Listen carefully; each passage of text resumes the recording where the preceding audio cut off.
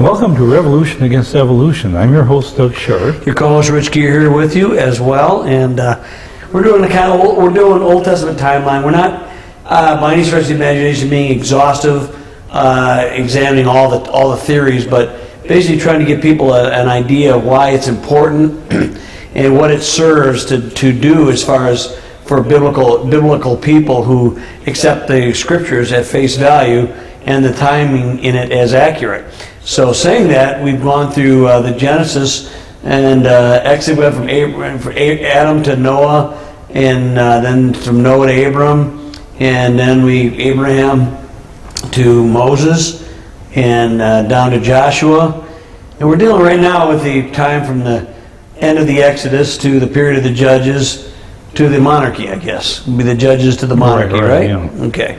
And it's something that it's important to biblical chronologers because it shows that there is an unbroken record in the Bible that is accurate and does not have any contradictions.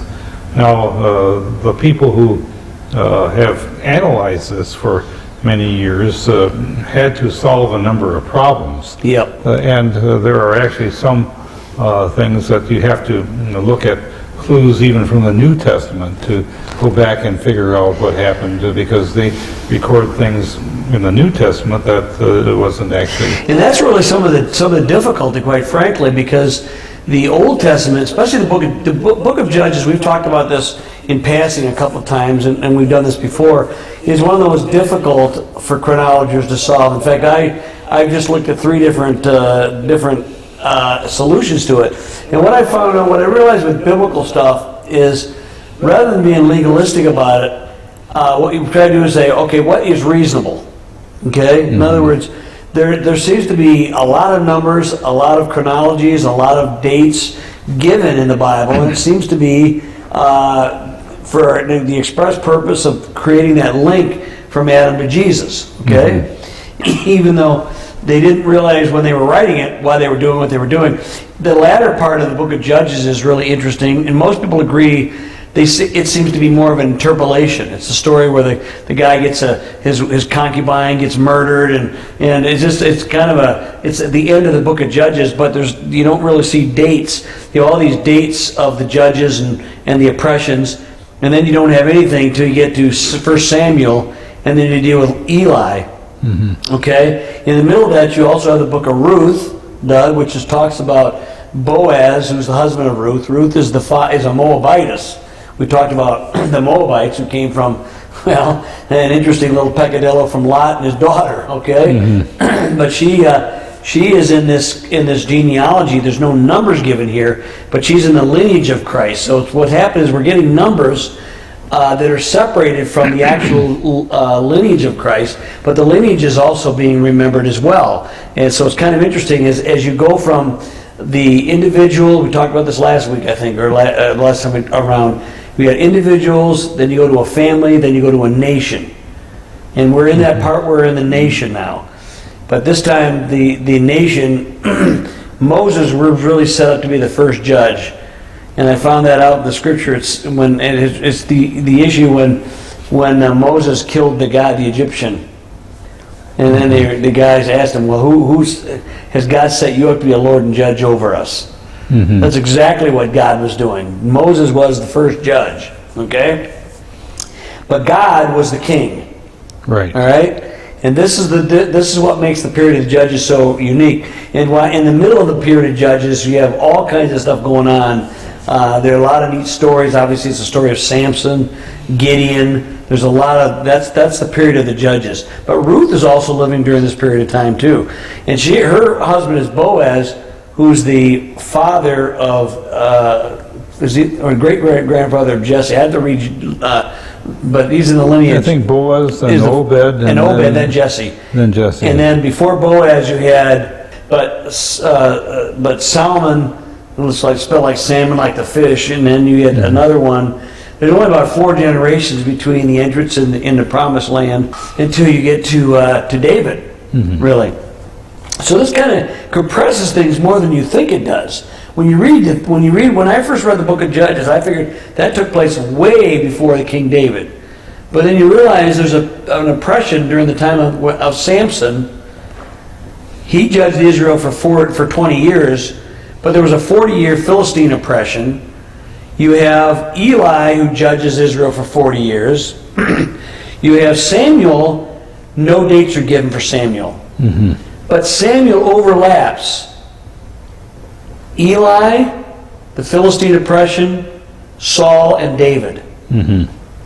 I mean, Samuel's in all of these periods of time. And so it's interesting, but it's not as long as you think it is. And that was a real tricky time for me, trying to figure out, because as you mentioned earlier, Doug is right. We have no dates for how long Saul reigned in the Old Testament. We get it from the New Testament, but I have to take the chronology from the Old Testament and realize it's not a consecutive. Okay, you get Saul, then David, and then Solomon. They're consecutive as far as the kingship goes, but the judgeships overlap a bit, and that's the real heart. And that's what made chronologers really do. I saw one theory, Doug, and they said, well, it's really difficult because you got Joshua was in there, and then the 40th year after Joshua, there was a 40th year celebration. Then Ehud was the 80th. But then it goes back to 40. It didn't really work, and none of his numbers lined up right anyway. Mm-hmm. Okay? Because the real problem, Doug, is if you add the numbers up, just straightforward add the numbers up, you end up with 594 years. Okay? That's a little bit long time. That's longer than what it says from the time of Moses until Solomon's temple. It's only 480 years. Mm-hmm. And in the middle of that, you have the year when Jephthah is talking about I think it was the Ammonites, and they're attacking him. Well, you've never said anything to Israel all this time. How have we faulted you? It's been 300 years since we were in Hebron, not to my time.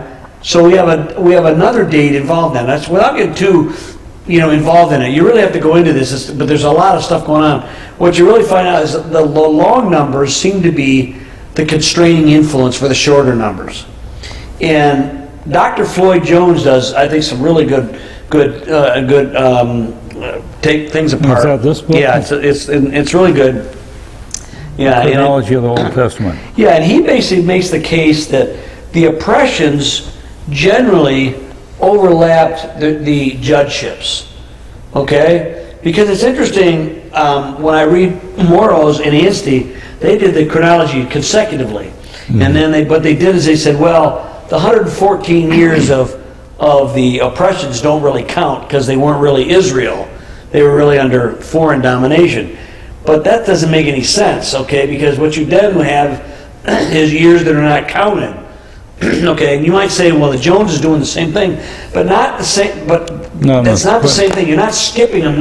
You're not pretending they aren't there. What you're doing is recognizing there are periods of overlapping as well as consecutive. The judgeship seems to be consecutive, okay? Mm-hmm. But the oppressions seem to be involved in the middle of it.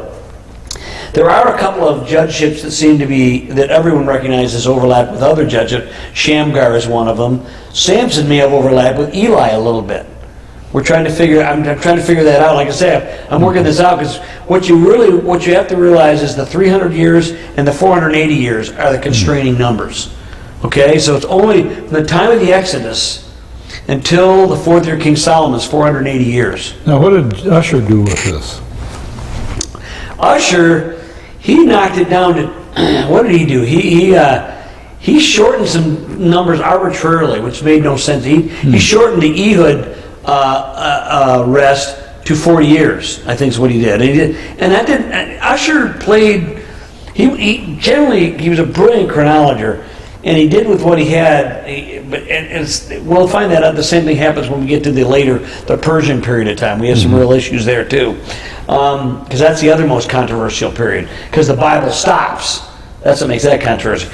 What makes it difficult with this one is understanding overlapping, interpolations, and that got me confused when I first was reading it. So we're trying not to confuse you too much out here as an audience, but it is confusing, and very able scholars and chronologists debated this for a long period of time. So you say, well, is there really an unbroken line? Yeah, because when you get the long numbers are there, they're there, and you can make the other ones work out very well. But it's tricky sometimes. And the one thing I found out with when you look at it, for instance, you get we'll go over some of these judgeships here, and so you can kind of get an idea. The first period was the Exodus was 40 years. We understand that, right? They were in Heshbon. Was it Heshbon or Hebron? Hebron? Hebron, yeah. Yeah, they were outside. They weren't actually in the Promised Land. They stayed out there for a year, and then the 40th year, Moses dies, and then they're entering into the Promised Land. Okay, and that's the first Sabbath rest, really. Okay, to that, and then you have the division of the land. Caleb is 85 years old. This is where we get some of the numbers, and you put them together by this. Caleb was 40 years old when he came in there. Now he's 85. Because we know how old he was when he started. These are all important numbers that help us to get a handle on the shorter numbers. Okay, so you got the division of land, 5 years, number of years to the oppression. The first year of the oppression was 45 years, according to Dr. Jones. And that made more sense. When you did the Insti Moro thing, you only had 7 years. And although Israel was known to be pretty well, they play the harlot, according to spiritual harlotry, a lot. Seemed like pretty fast. Seemed like they were just got out of Egypt, and they're worshiping a golden calf. So they weren't. But that generation had perished. They were all gone except for Joshua and Caleb. They were the only two that got in. All right. So these other ones seem like they've lost their. They were pretty good for that first generation. Joshua's generation, he lived to be 110, but it didn't say what year it was when he died. It doesn't give you any of that stuff. Okay. So you got to get it from Caleb. You start getting the numbers, and that's when you start add these up here. You get one year in entering the land, 5 years to the division of the land. Caleb was 85. That's when they divided the land. And then the number of years of the oppression, that's kind of a gap, because what you find out is when you get all these other numbers, you realize that's what's left. Okay, 45 years to give you the 300 years from Hebron to Jephthah. And you get 45 in there. So it actually works really well. But again, you've got the 300 year and the 480 year constraining numbers, long numbers, okay? And you say, why is this so important? Because God is very concerned to make sure that you know who Messiah is when I get here. He wants you to know this. These people didn't know this. I still find it phenomenal that when they took I think it was in Chronicles, when they talked about the birthright went to Joseph. Nevertheless, the chronology doesn't go from him. It's kind of from Judah, and why did that happen? In hindsight, we could say why, because Judah is the lineage of Christ, but the numbers, they keep track of the numbers in the Old Testament so that we can basically get a good time of history. We're not talking about, like we deal with evolution, Doug, in deep time. We're not talking about millions and billions of years. We're talking periods of, the discrepancies. People sometimes they argue back and forth. It might be 5 to 10 years, 80 years in the Persian period. We get off there. Right, and okay. You have things like.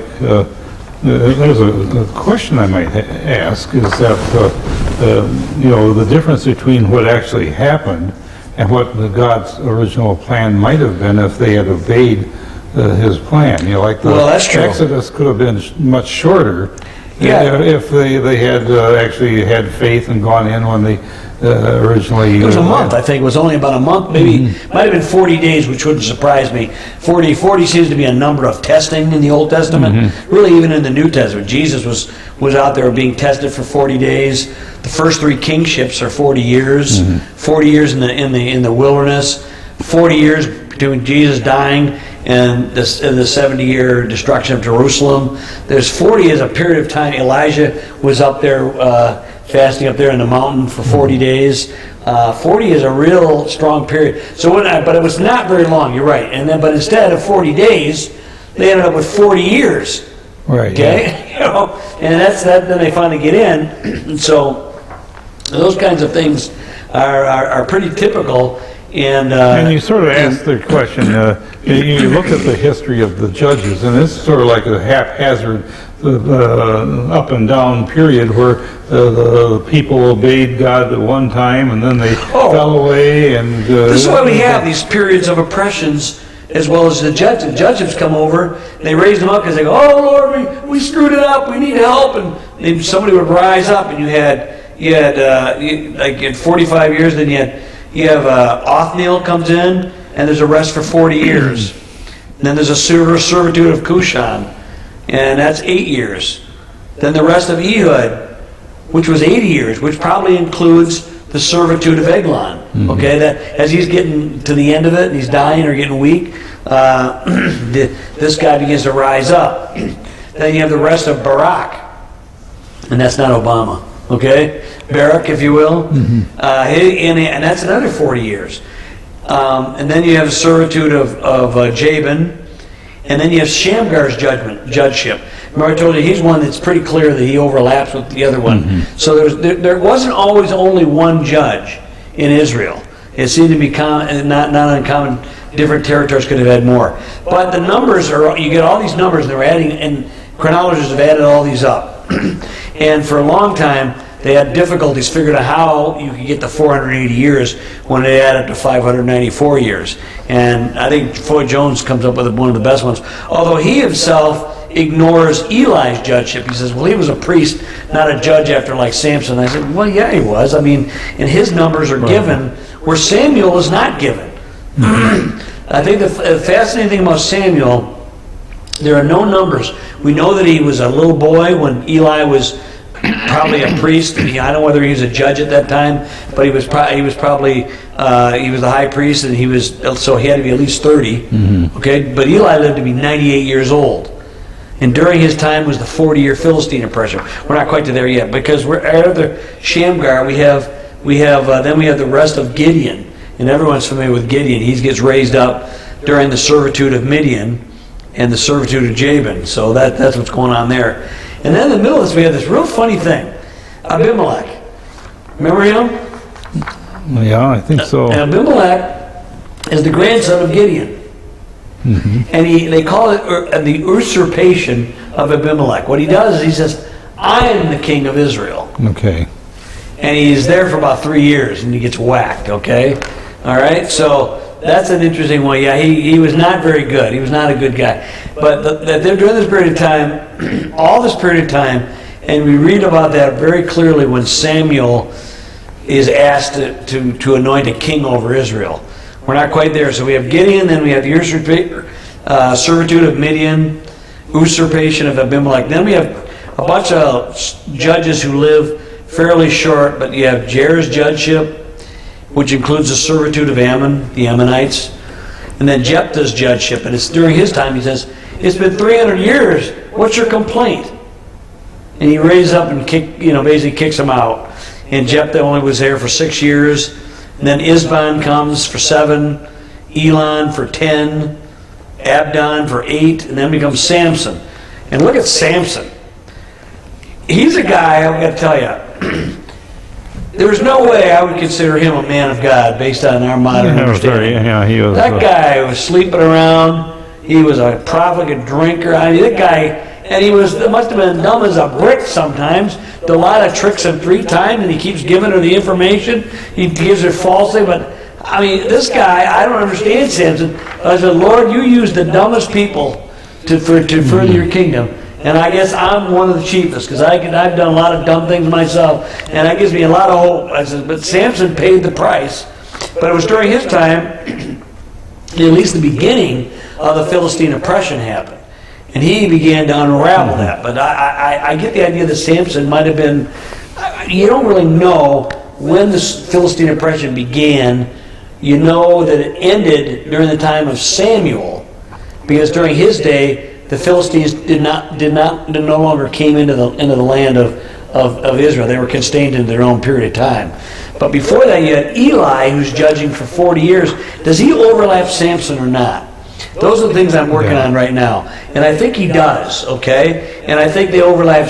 It's very clear, we know from the scriptures itself, that Samuel overlaps Eli, he overlaps King Saul because he anoints Saul.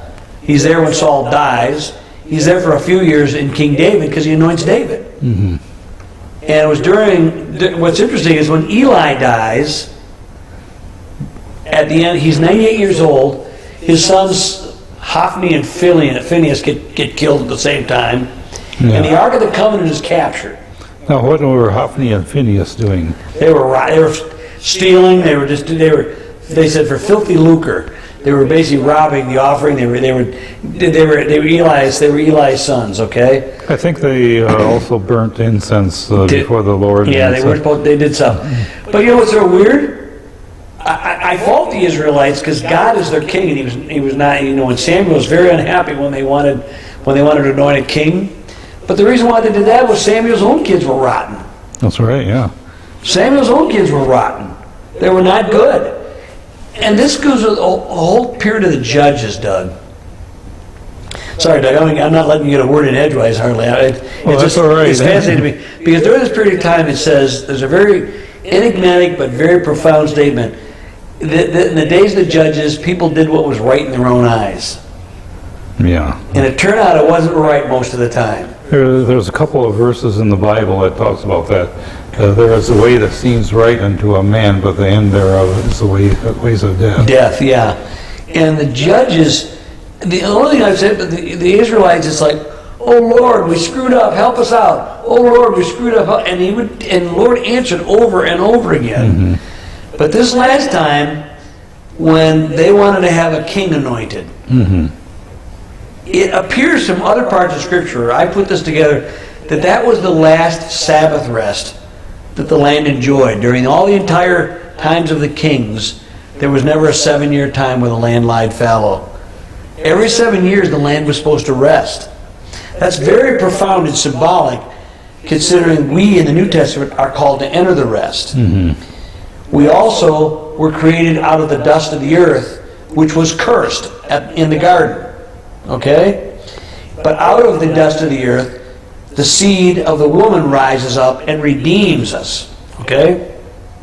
And now we enter what the Bible calls a rest, a Sabbath rest, as long as it's called today. It's not every 7 years now, or even every 7 days. The Israelites were very familiar with 7-year Sabbaths and 7-day Sabbaths, okay? They also had other Sabbaths that took place. The Levitical feast days were all Sabbath rest, but that's another story. They had a year of Jubilee as well. Yeah, and all those were Sabbaths. But what's interesting, so I go, Eli is 98 years old at the end of his 40-year judgeship. And this is what happened at the end of his judgeship. The Ark of the Covenant is captured by the Philistines. So they're still under oppression by the Philistines when Eli dies. Right, yeah. So the Philistine oppression must have, it was 40 years. It had to have started after Eli had started his judgeship. These are things I'm reading in. It doesn't, and again, these are not that critical, except it's for people who like puzzles, trying to figure out how they overlap. And it's not always that clear, but the number of years is not broken, but the long numbers tell you how long it really was, okay? But the Ark of the Covenant is captured by the Philistines and returned after 7 months, and is kept in town in Kiriath Jearim for 20 years. This is 1 Samuel chapter 4, chapters 4 through 7. And that house was blessed as a result, right? Yeah, well, the first people were not, because they looked into the ark and they weren't supposed to. Yeah, there was one guy who touched the ark. Yeah, Uzzah, and he got nailed. Yeah, and but that was late. That was later on. That was when David did something here. Now during this time, the Philistines were subdued. It was during the time that the ark was in the Philistines for 7 months, and they were, that's what they had basically. We laugh about that. The 5 golden tumors. They were really hemorrhoids. Okay. They were in a lot of affliction. And then the mice were killed with plagues in there. You got Gath, Ashdod, Ekron, or something. There's 5 towns. That's why they gave them 5 golden tumors and 5 golden mice as an offering. Because they said because when they captured the ark, Dagon got fallen down. His head was off. His hands were off. And, Dagon the pagan. He was not doing well. So anyway, it was captured for 20 years. So this is another number given. Eli's number is given, Samuel's is not. You have Samson, Eli, and then you have an ark captured for 20 years. And then what's really interesting, you say, well, how does this work with the kingship? And this is the part that I'm working on right now, because it appears to me, based on the fact that David returns the ark after already reigning 7 years in Hebron, he takes the ark from the house of Abinadab, or Abinadab, yeah, I think I got I think that's what it is, yeah. Yeah, let's see. Abinadab, yeah. And that's the house that it was in when it was returned from the Philistines. So the 20 years overlapped 7 years of King David's reign, and it must have been 13 years of King Saul's reign. Mm-hmm. That's why these Philistines, you're thinking it's way back in the day, but they're still fighting Philistines during all of King Saul's day. Right. They're fighting them during David's time. So the time needs to be compressed a little bit. That's why the 480 years actually works by the time you get this. So what you have is you got 20 years, then you got to go 33 years, because David ruled 40 years, and then another 40 years for Solomon, but not 40 years. You go the third, it's in the fourth year, so it's actually the third year, actually the end of the third year, the fourth year of King Solomon. So what you're saying is that in the end, it actually all works together. It does. You understand what the oppressions were and how they count or don't count. That's what's really fun. And they all count, but it's just that, and everyone really understands it. We've talked about this when you talk about the Egyptian chronology. A lot of times what happens if you look at it and you're straightforward, it seems like we just add the numbers up. And then you go, well, this doesn't work. So you got to say, all right, how does this work without straining credibility? And overlapping, is it consecutive or concurrent? And it seems to be that the oppressions were primarily concurrent or overlapped, if you will, periods of rest. The rest would go on as long as the guy was alive, but and then things would start to change. And at the end, like Samson was judging, right? And the Philistines were oppressing.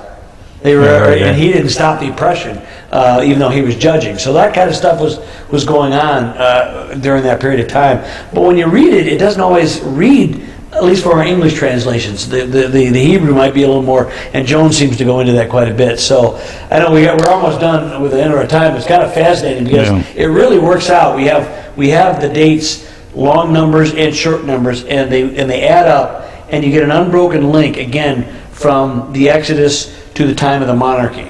And they match up with what is in Matthew and the genealogies in the New Testament. They do, yeah. In fact, like I say, we would never even know that Saul reigned 40 years, except that Paul mentions it in the New Testament. We'll see you next time on Revolution Against Evolution.